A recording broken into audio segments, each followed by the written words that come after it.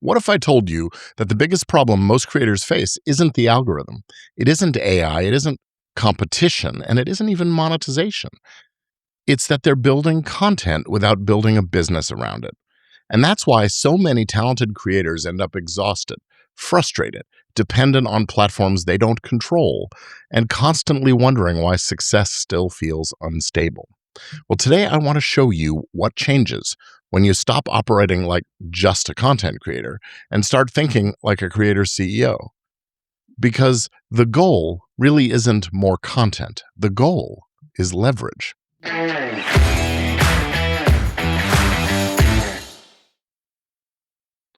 Hello again, friend. I'm Gordon Firemark, entertainment lawyer, creator, business strategist, and host of Legit Podcast Pro. For more than 3 decades, I have helped creators and entrepreneurs, media companies, and creative professionals protect and grow what they build. And over the last few years, I've noticed something really important happening in the creator economy. The creators who are really thriving over the long term, they are not necessarily those that are posting the most content.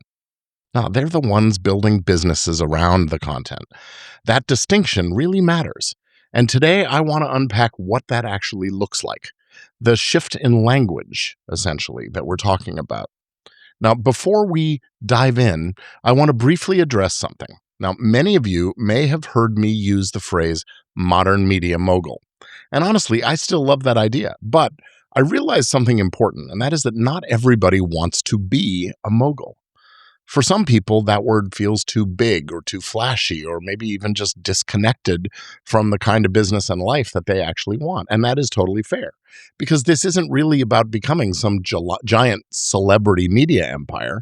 It's about becoming the CEO of your creative business and making a real go of it. Whether your goal is a highly profitable niche business, a sustainable personal brand, a thriving consulting or coaching practice, a course business, a production company, or a media-driven business built all around your expertise, the real shift is ownership, control, infrastructure, intentionality. And that's why I've started changing over the way I talk about it and using the phrase creator CEO, because that's really what we're talking about. Now, here's the trap that most creators fall into. They think if I can just get more views, more subscribers, more followers, everything else will magically work itself out.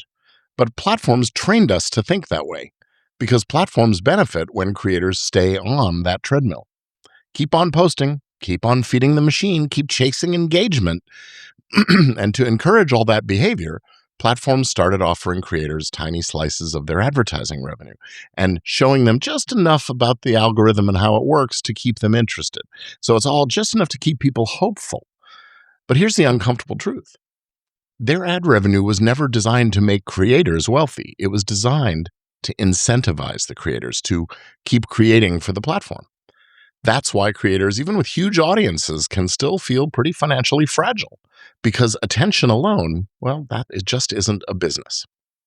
Now, sophisticated creators understand something different.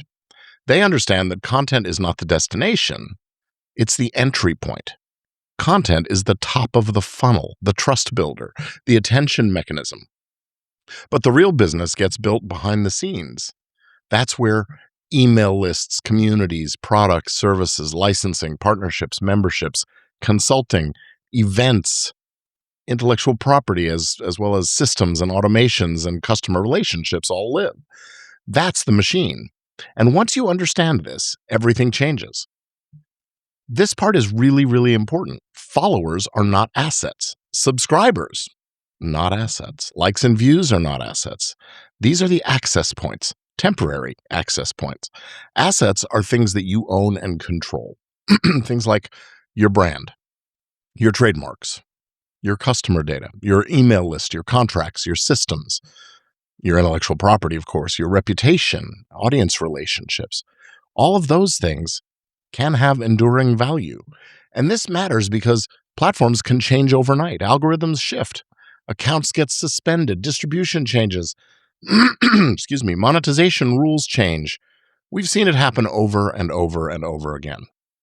Creators who survive these shifts, they're usually the ones who built something deeper than just an audience, just attention. They built infrastructure. Now, I want you to think about this in a different way. This is one of the most overlooked assets that creators can build: data. Not creepy surveillance data, although it could be creepy if you don't do it right.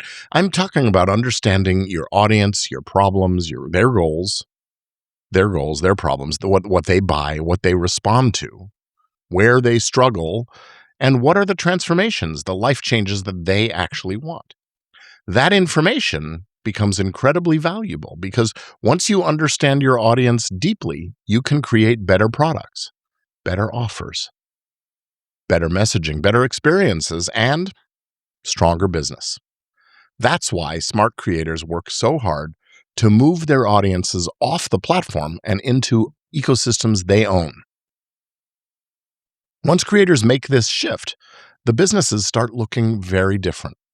Instead of chasing random viral spikes and algorithm pluses, they start building predictable systems. Instead of relying on one revenue source, they diversify.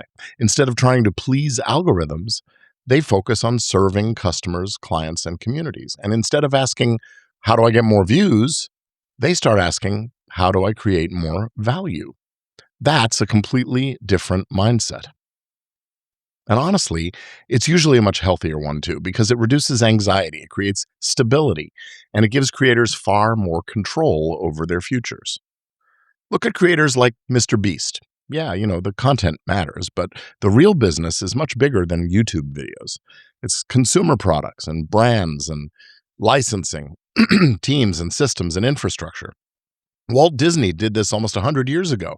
The content introduced his audiences to characters and stories. But then the business evolved. It became merchandise, licensing, theme parks, subscriptions, experiences, and intellectual property ecosystems that continue to thrive to this day. The smartest creators today are the ones that are building modern versions of that model at every scale. Even small niche creators can do this. You don't need millions of followers. What you need is a strategy. So here's your big takeaway for this episode. Your content is not the business.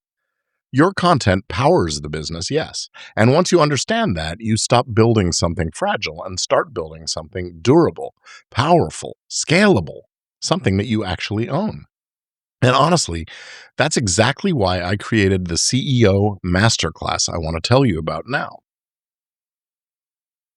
It's here to help creators understand how to move beyond the content treadmill and start building real businesses around the audiences, their expertise, the trust, and the influence that they've already created.